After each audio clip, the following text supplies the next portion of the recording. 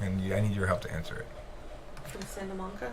Hi, friends. Host Eric here, host Talking to Famous People, and I want to talk about a question that somebody asked, which was, why do you put all of this personal stuff up here? Like, why do you put it out there?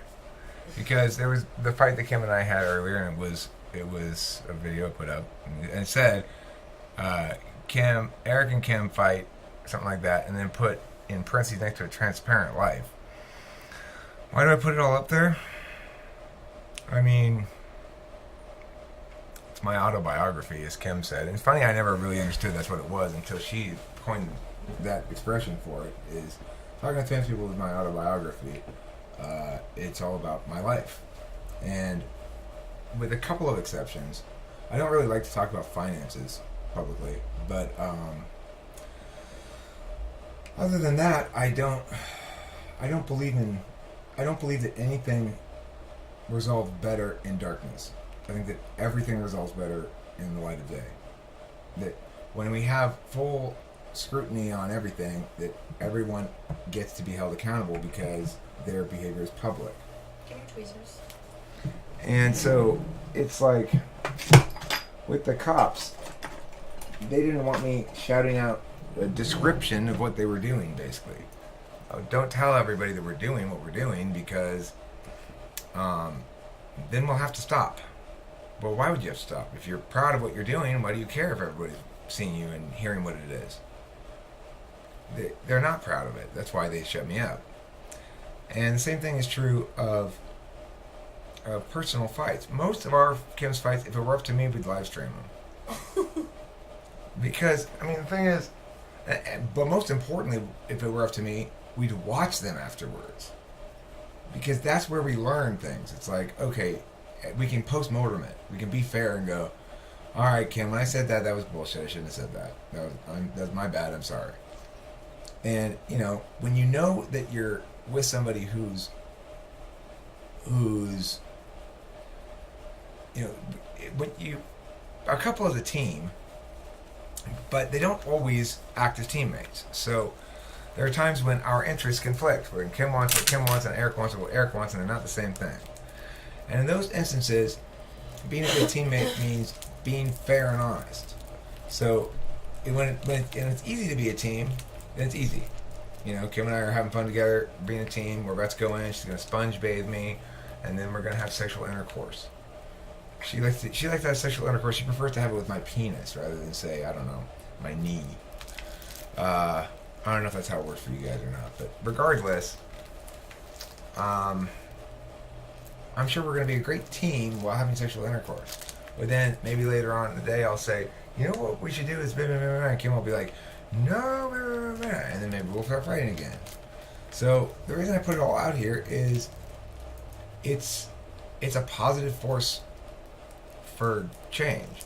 Like we got a comment earlier from that lady who totally sided with Kim, and that's important too. You know, it's like everyone gets to see it, and there are going to be plenty of people out there who say, Eric, no, you're wrong about this. And if I am persistent in saying I am right, it still doesn't necessarily mean I can't be brought around eventually.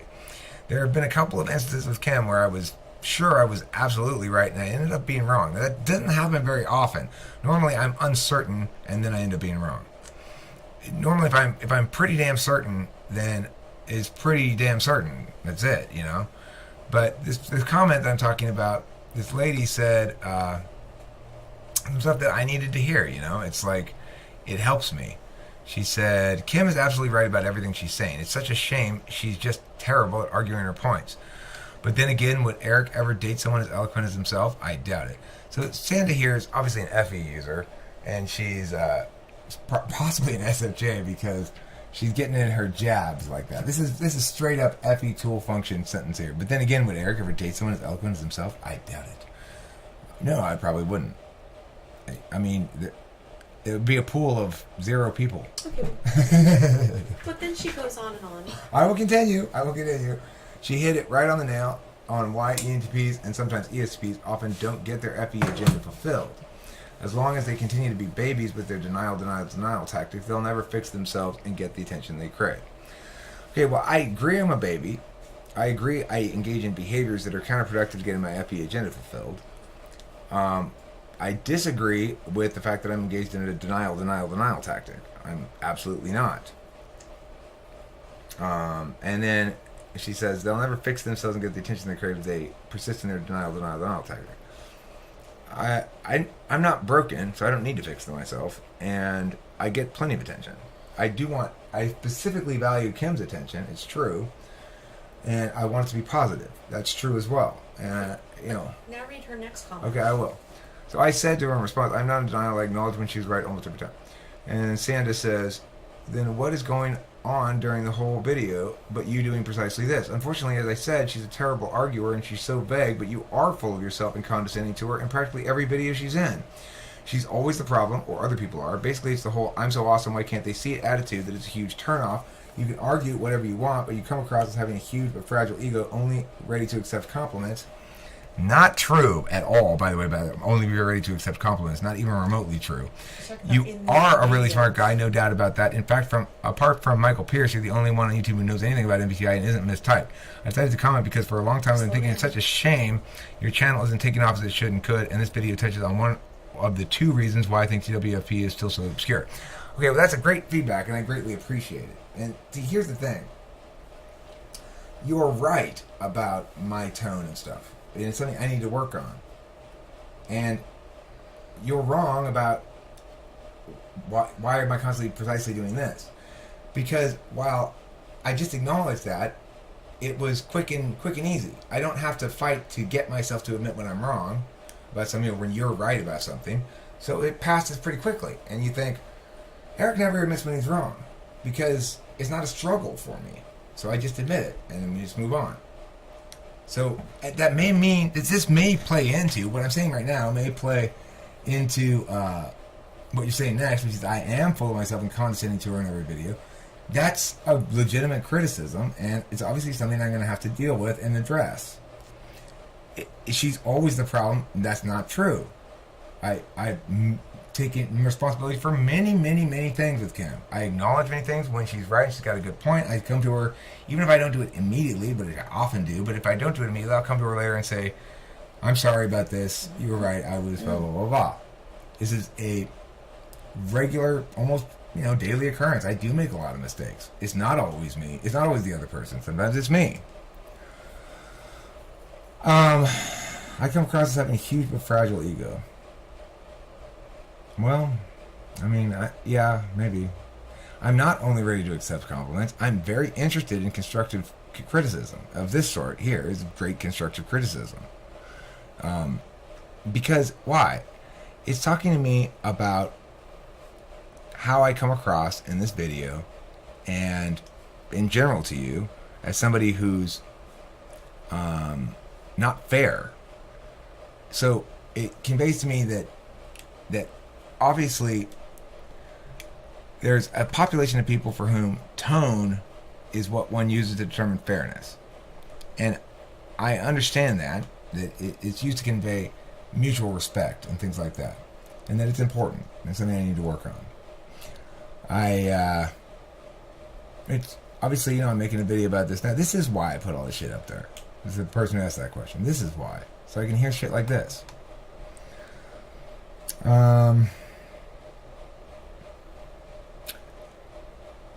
The thing is about the huge but fragile ego.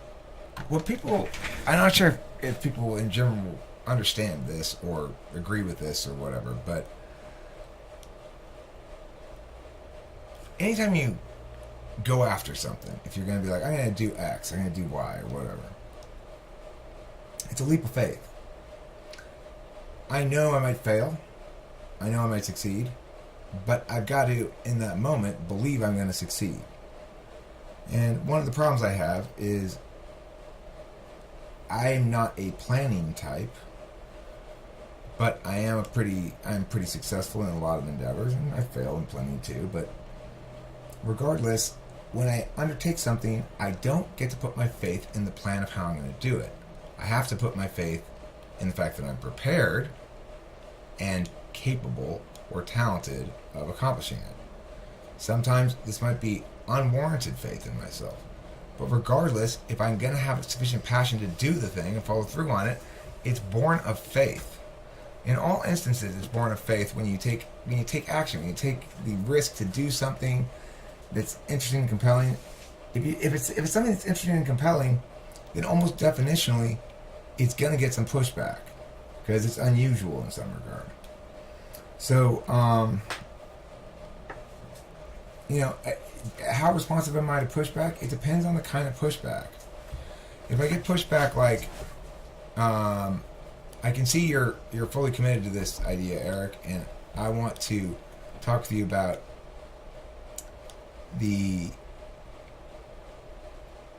I have some questions, I have some thoughts about what you can do. That's fine. It depends on how right I am, though, too. If I'm absolutely right about a thing, then I'm not necessarily going to be as open as perhaps I should be to hearing alternate arguments. Now, that can be sometimes not okay, but sometimes it can be okay if, in fact, I need this measure of faith to move forward on the thing. If my ego is too fragile to carry me on its own without this investment of faith, then I'm going to have to get that investment of faith from somewhere. If the people around me aren't giving me an investment of faith or are giving me an investment of disfaith, then I'm going to pump myself up to generate enough sense of certainty that I can move forward. Because remember, I don't have a plan. I just have to have faith in my own abilities to improvise in the moment. I have preparation, so I know what I can access when I get in the moment, but I don't have a plan. In this case, in the cops thing, I kind of have more of a plan than usual. But in general, that's the case. Additionally, I need space to fail in order to be able to be successful. I need the opportunity to safely do trial and error stuff. And so I put this thing up here, and I get these responses. Maybe in one of those videos, it turns out it was an error. I sounded way too constant and gets a bunch of thumbs down or something. Maybe in another video, it's a case that I sound too dry. It's a complex soup we're making here when we make media. It's complex because it's got to ideally taste good on a lot of different palates. There are people who've watched a lot of my videos before and who get something specific from hearing me talk that they enjoy. And for those people, the soup, they have probably a wider margin of error in the soup. There are other people who would like me or in only some videos when I'm more like, yeah. Well, in those cases, then they're not going to like all the soup. With Kimberly and I, we have some water under the bridge stuff going on. It's like, it's true, I don't speak very respectfully to her, tone-wise. It's also true she doesn't speak very respectfully to me, tone-wise. And, language-wise as well. So, it's not just... When you hear these arguments, and they make it up here, it's probably because I've gotten to a frustration point where it's like, we've got to do something to knock this loose. What knocks shit loose typically is me coming in here talking with people about complaining about Kim and whatever, and then I get it out of my system and I'm fine. Kim doesn't really have an equivalent of venting. It's like, I think it would do her some good to spend some time venting, but I don't think venting necessarily relieves one's resentment. Sometimes it can build it, so it depends. It's a complicated question. It's like, am I condescending? Am I guilty of those crimes? Yeah. Am I in denial when I'm wrong? No. No objective person could say that. So, it's... I got shit to work on, and so does Kim. When the videos make it up here, because I'm frustrated, probably is when I'm ready to start tearing into Kim. I should probably, in the interest of fairness, put up some more videos where she's turning into me. And I did something actually wrong, and I'm feeling like, fucking busted. That happens too. So, the reality is, Kim and I both need to step up to the plate.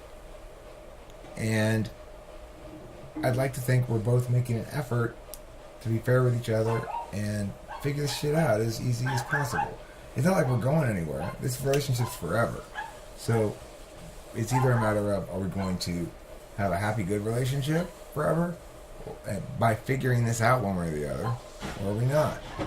I tend to default to thinking accountability is the way to figure anything out. I'll be accountable, I'll demonstrate accountability for Kim, and then she can be accountable, and then we'll be fair and parsed out like that.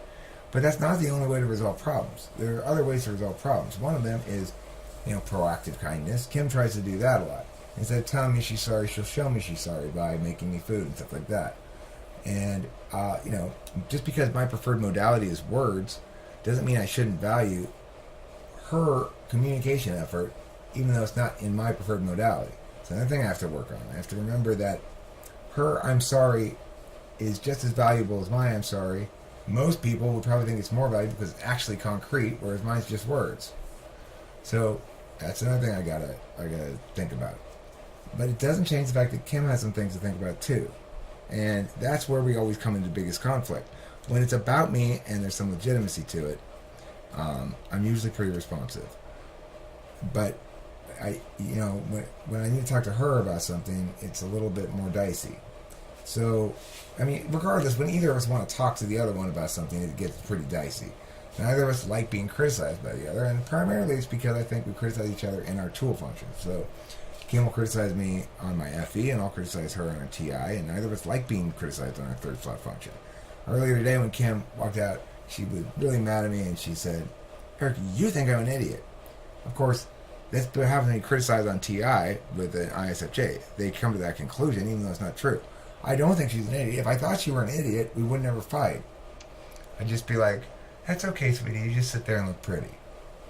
I think she's stubborn. Am I stubborn too? Yeah. But not nearly as stubborn as she is. It's not a matter of like, "Oh, Eric, there you are trying to dump it all on Kim again." I'm not. But I refuse to lie. I'm not going to tell lies about things. It is objectively, undeniably the case that she's more stubborn and less fair than me. It's not objectively, undeniably the case that I should therefore hound her about it, or that she has to change, or any of those other things. But if we're doing a descriptive analysis of things, it absolutely is the case that she's more stubborn and less fair than me. Now, it's also the case that because of my FI polar and my TI tool, I have more of a responsibility to be accommodating to her than she does to me. Because, after all, I'm not carrying the weight of all those feelings nearly as heavily as she is. She has strong feelings about things. And I know when I have strong feelings about things, which is not super often, but when I feel very strongly about things, I'm not very sane. So why can't I afford her the same courtesy? Unfortunately, she feels a lot more frequently than I do, but it doesn't always lead to insanity, only sometimes.